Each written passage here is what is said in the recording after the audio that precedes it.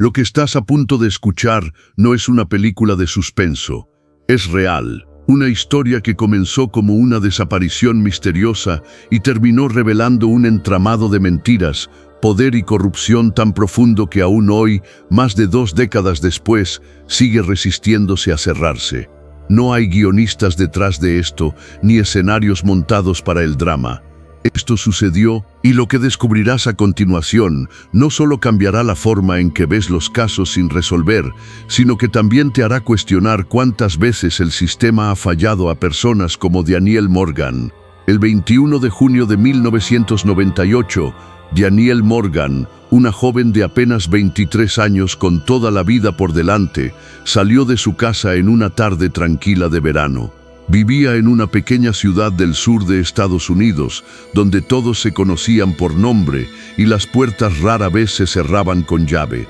Danielle era amable, trabajadora, soñaba con ser fotógrafa. Ese día se vistió con jeans ajustados, una camiseta blanca limpia y sus gafas favoritas, negras, con pequeños corazones rojos incrustados en las patillas. Se miró al espejo antes de salir, sonrió y le dijo a su madre que iba a tomar un café con un amigo. Prometió regresar antes del anochecer. Nadie pensó que sería la última vez que alguien la vería libre. Apenas unas horas después, algo cambió. Las llamadas a su celular dejaron de ser contestadas. Al principio, su familia pensó que tal vez había perdido la señal o que simplemente estaba desconectada. Pero cuando pasaron las 5 de la tarde sin noticias, el nerviosismo empezó a crecer. Su hermano Mason, 3 años mayor, fue el primero en actuar. Conocía a Danielle y él mejor que nadie. Sabía que si decía que volvería, cumplía. A las 7, ya recorría las carreteras secundarias en su propio auto, con una linterna en la mano, buscando cualquier señal, luces apagadas en el arcén, un vehículo abandonado, huellas, nada. A las 10 de la noche, la policía local finalmente abrió una investigación formal, pero no había nada, ni marcas de frenado, ni cristales rotos, ni restos metálicos. El Camaro negro de Danielle, un modelo del año que ella misma había restaurado con ayuda de su exnovio, había desaparecido sin dejar rastro. Era como si el coche, junto con ella, hubiera sido borrado del mapa. Las primeras sospechas recaían naturalmente sobre Clay Harrell. Habían estado juntos durante casi 2 años, pero la relación terminó de forma turbulenta. Testimonios de amigos cercanos indicaban que Clay era posesivo, celoso, que no aceptaba bien el fin de la relación. Había hecho comentarios inquietantes, frases como «si me dejas, no irás a ninguna parte» o «nadie más te tendrá». No eran amenazas directas, pero sí suficientes para encender alertas. Sin embargo, Clay tenía una imagen impecable. Dueño de un taller mecánico exitoso, respetado en la comunidad, asistía regularmente a la iglesia y siempre vestía con pulcritud. Cuando apareció frente a las cámaras de televisión durante las primeras semanas, derramó lágrimas sinceras. Al menos eso parecían. Organizó vigilias, repartió volantes y juró ante Dios que no sabía dónde estaba Danielle. Incluso ayudó a la policía en algunas búsquedas. Con esa fachada de hombre decente, logró desviar las sospechas. La investigación, sin pruebas concretas, se estancó. El caso se enfrió. Los medios dejaron de hablar de él. La gente siguió con sus vidas. Excepto Mason. Para él no hubo paz. Cada aniversario de la desaparición era un recordatorio vivo de que su hermana no había sido encontrada. Pasaron los años, 1999, 2000, 2005, y aunque la policía archivó el expediente como desaparición no resuelta, Mason nunca dejó de buscar. Visitó estaciones de gasolina, revisó listas de personas desaparecidas, incluso contrató a un investigador privado con el poco dinero que pudo reunir. Nada. Hasta que 12 años después, el destino dio un giro inesperado. En 2010, un contratista llamado Ray Delgado compró un trastero abandonado en una subasta judicial a más de 200 millas de la ciudad donde Danielle vivía. No esperaba encontrar nada valioso. Solo quería espacio para almacenar herramientas. Pero al abrir el interior, entre cajas podridas por la humedad, lonas cubiertas de moho y electrodomésticos viejos, vio algo que no pertenecía a ese lugar, un automóvil, un Camaro negro, cubierto de polvo, con las ruedas desinfladas y la pintura opaca. Al acercarse, notó algo extraño. Las llaves seguían puestas en el encendido, y en el capó, justo encima del motor, había un agujero perfectamente redondo, como si una bala hubiera atravesado el metal. Junto a él, dibujado con un dedo en el polvo, un smiley simple, 2 puntos por ojos y una línea curva por boca. Siniestro, frío. Delgado llamó de inmediato a la policía. Cuando Mason fue informado, no lo dudó ni un segundo. Reconoció el coche al instante. Era el de Daniel, pero había algo más: el polvo. Según él, no tenía 12 años. Estaba demasiado fresco en ciertas áreas, como si el auto hubiera sido movido recientemente. Además, el olor dentro del habitáculo no era el de un coche abandonado por más de una década. Era distinto, más seco, más reciente. Al revisar el interior, bajo el asiento del conductor, encontraron un encendedor barato de plástico, uno de esos que venden en tiendas de conveniencia. Pero lo que realmente heló la sangre fue la hebra de cabello rubio claro, casi blanco, que estaba pegada a la alfombra. Los análisis forenses confirmaron lo peor: pertenecía a Daniel Morgan. Y luego llegó el hallazgo más escalofriante. En la guantera, sellada con cinta adhesiva, había un casete, uno de esos que ya nadie usaba en 2010. Lo llevaron al laboratorio más rápido posible. Cuando reproducieron la grabación, escucharon una voz temblorosa, llena de miedo, pero inconfundiblemente la de Daniel.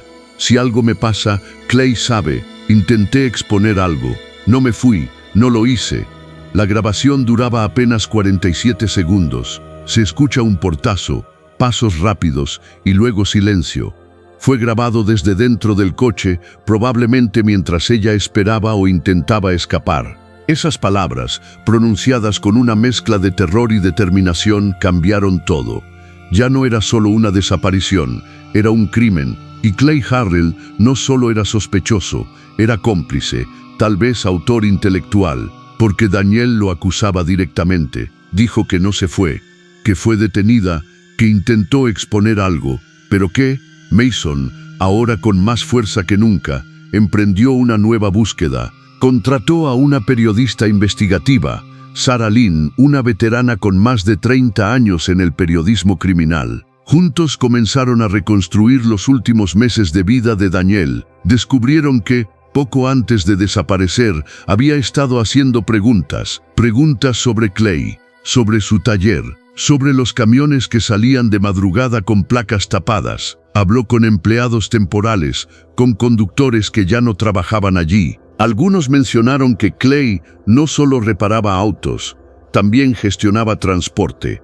Tenía contratos con empresas de carga, y uno de esos nombres aparecía una y otra vez: Baijin Freight. Baijin Freight, una compañía de transporte que operó entre 1993 y 2001. Registrada en un edificio de oficinas vacío, con direcciones falsas y empleados que nunca aparecían en nóminas oficiales. Oficialmente, quebró en 2002, pero rumores persistieron durante años. Empleados desaparecidos, conductores que nunca llegaban a destino, envíos que no coincidían con registros aduaneros. Algunos hablaban de cargas especiales que no se documentaban. Otros mencionaban pagos en efectivo, grandes sumas, entregadas en maletines, y un exconductor que accedió a hablar bajo condición de anonimato, dijo algo que hizo que Mason sintiera un escalofrío: no transportábamos mercancía, transportábamos personas. Daniel, según documentos bancarios que Mason logró obtener, había retirado $3.200 en efectivo 2 días antes de desaparecer. No lo gastó, no lo transfirió, simplemente lo sacó. ¿Por qué? Tal vez para sobornar a alguien, o para comprar información, o quizás para escapar, pero no tuvo tiempo. Las pistas llevaban a Clay, pero también más allá, a una red, a una estructura invisible que operaba bajo la superficie. Mason y Sarah encontraron propiedades vinculadas a Clay a través de empresas fantasma, almacenes, terrenos baldíos, trasteros como el donde apareció el Camaro. todo registrado bajo nombres falsos, trusts offshore, testaferros. Era evidente que el auto no había estado allí 12 años. Lo habían movido, lo habían escondido, y alguien lo colocó ahí en 2010, justo cuando la memoria colectiva del caso comenzaba a desvanecerse.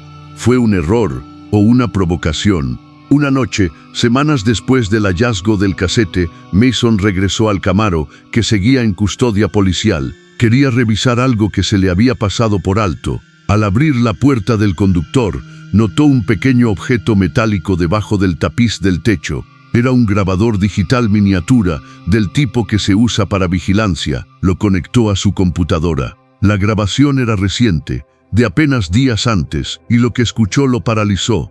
Una voz masculina, distorsionada, pero clara. Clay no es el único. Hay alguien más. Lo llaman el broker. El mensaje repetía esas frases 3 veces. Luego, silencio, seguido de una risa corta, fría, calculada. El broker. Un nombre que no aparecía en ningún registro público, pero que, según fuentes anónimas dentro del mundo del transporte clandestino, era una figura legendaria. Alguien que coordinaba envíos ilegales, no solo de drogas o armas, sino de personas, tráfico humano, lavado de activos, desapariciones orquestadas. Y Clay Harrell, según estas fuentes, no era el jefe, era un eslabón, un intermediario, un hombre con manos limpias que hacía el trabajo sucio sin ensuciarse. Poco después de escuchar esa grabación, Mason recibió una advertencia. No por teléfono, no por carta. Esa mañana, al salir de su casa, encontró su propio vehículo con los neumáticos rajados. Y en el parabrisas, una nota escrita a mano: deja el pasado enterrado. No firmada, pero el mensaje era claro. Sarah Lynn, la periodista, también fue presionada. Su oficina fue allanada. Archivos desaparecieron. Le ofrecieron dinero para olvidar el caso. Ella se negó. Pero el miedo comenzó a calar. Sabían que estaban cerca, demasiado cerca. Entonces volvieron al casete. Reanalizaron cada segundo, y fue ahí donde encontraron algo que nadie había visto antes. Entre el ruido de fondo, justo antes del portazo, se escucha un papel siendo arrastrado. Al amplificarlo, detectaron fragmentos de texto impreso. Era un recibo de gasolinera, y en la parte inferior, escrito a mano con bolígrafo azul, un nombre: Clay. Ese recibo, según registros cruzados, correspondía a una estación ubicada a 40 millas de donde Danielle fue vista por última vez. Fecha: 21 de junio de 1998. Hora 6:17 p.m., justo cuando ella ya debería haber regresado a casa. Y el nombre Clay no estaba en el sistema de venta. Fue agregado a mano por alguien que estaba allí. Quizás por Danielle, quizás por su captor. Con esta prueba, Mason exigió que Clay fuera interrogado nuevamente. La policía, presionada por la prensa y la opinión pública, reabrió el caso. Pero Clay negó todo. Dijo que no recordaba haber ido a esa gasolinera, que no sabía nada del casete, que el auto debió haber sido robado por alguien más. No había pruebas directas de asesinato, no había cuerpo, no había arma, y sin eso no podía ser procesado por homicidio. Pero había algo más. Durante el registro de una propiedad vinculada a Clay, los agentes encontraron un diario personal, no firmado, pero con anotaciones que coincidían con su letra. En una entrada del 22 de junio de 1998 se leía: todo limpio, auto en sitio B. Ella no hablará. El broker está satisfecho. Sitio B, un código. Mason y Sarah investigaron durante meses. Finalmente localizaron lo que podría ser Sitio B, un terreno industrial abandonado cerca de la frontera con Luisiana, propiedad de una empresa fantasma registrada en nombre de un contador muerto en 2000. Allí, bajo una losa de cemento, encontraron restos humanos, parciales, pero el ADN coincidió con el de Danielle. El cuerpo había sido oculto, quemado parcialmente y enterrado con cal viva para acelerar la descomposición. El forense estimó que la causa de la muerte fue asfixia, seguida de disparo post-mortem al capó del coche, un ritual, tal vez simbólico, tal vez para enviar un mensaje. El agujero de bala no era para matarla, era una firma, un aviso. Clay fue arrestado, pero antes de que el juicio comenzara, murió en prisión, oficialmente suicidio, colgándose con las sábanas de su celda. Pero Mason no lo cree. Cree que fue eliminado, silenciado, porque si Clay hablaba, caería toda la red, y el broker no podía permitirlo. Hoy, más de 25 años después, el caso de Daniel Morgan sigue sin resolverse oficialmente. No hay condenas por su asesinato. No hay justicia completa. El broker sigue siendo un nombre en la sombra. Ballina Freight fue disuelta, pero sus rutas, sus contactos, sus métodos siguen vivos en otras formas. Empresas nuevas, con nombres diferentes, hacen los mismos viajes, los mismos pagos en efectivo, las mismas desapariciones, y sobre el capó del Camaro, en el polvo que cubría el metal, junto al agujero de bala, alguien volvió a dibujar un smiley, fresco, reciente, y debajo, 2 palabras, Stay Out. No fue Mason quien lo escribió. Tampoco la policía. Nadie admite haber tocado el coche después del hallazgo. Es como si alguien hubiera regresado, como si quisieran recordarnos que, aunque el tiempo pase, algunos secretos no deben abrirse, que hay verdades que, una vez desenterradas, pueden costar demasiado. La última imagen de Daniel Morgan es una foto familiar. Está en la entrada de su casa, riendo, con el sol de la tarde iluminando su cabello rubio. Detrás de ella, el Camaro negro brilla bajo la luz. Parece feliz, libre. Nadie imaginaba que esa sonrisa sería la última que el mundo vería. Nadie sabía que, en pocas horas, su vida sería borrada con precisión quirúrgica, no solo de este mundo, sino de los registros, de la memoria, de la justicia. Pero Daniel dejó una prueba, un casete, una voz que atraviesa el tiempo. Un grito silencioso que dice, no me fui, no lo hice. Y aunque el sistema haya fallado, aunque los culpables caminen libres, aunque el miedo intente callar a quienes buscan la verdad, esa voz sigue viva. Y mientras exista alguien dispuesto a escucharla, Daniel Morgan no habrá desaparecido del todo.